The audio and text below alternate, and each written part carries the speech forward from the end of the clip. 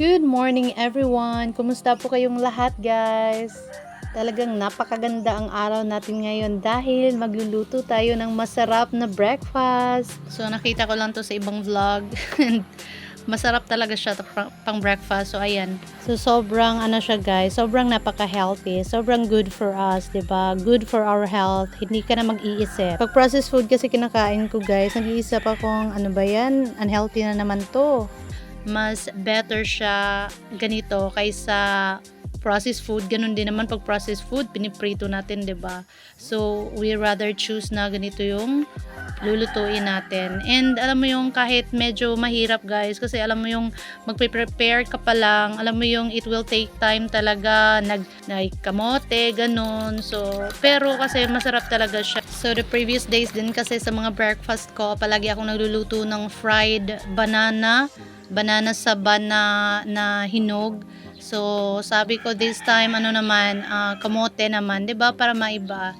Hindi kasi masarap talaga siya guys pag kumakain tayo na meron tayong fried sweet potato or fried banana. Masarap talaga siya. Palagi ako nagluluto ng ganun para sa breakfast.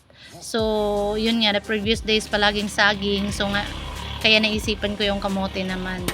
So ako guys, medyo mahilig talaga ako sa matatamis. So I thought of palagi akong kakain ng okra kasi yung okra guys it's a natural natural insulin daw yung okra.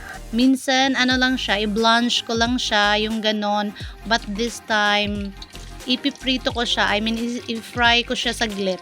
Kasi pag i-fry mo siya saglit guys, hindi siya ganun ka, alam mo yung hindi ganun ka-sticky yung niya, yung what's this, yung niya, yung parang juice niya.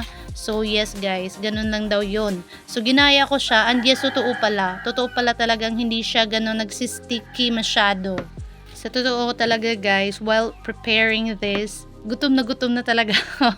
gutom na talaga ako sa totoo lang. Pero I tried na tapusin talaga siya agad kasi gusto kong kumain ng dried fish na may sweet potato, na may itlog, yung itlog lalagyan siya ng na tomato. Gusto ko yung ganon. So timing talaga guys na marami pa akong rice na left from last night. So ayan, sabi ko timing talaga is i-fried rice ko to. So ayan guys, nag-fried rice ako.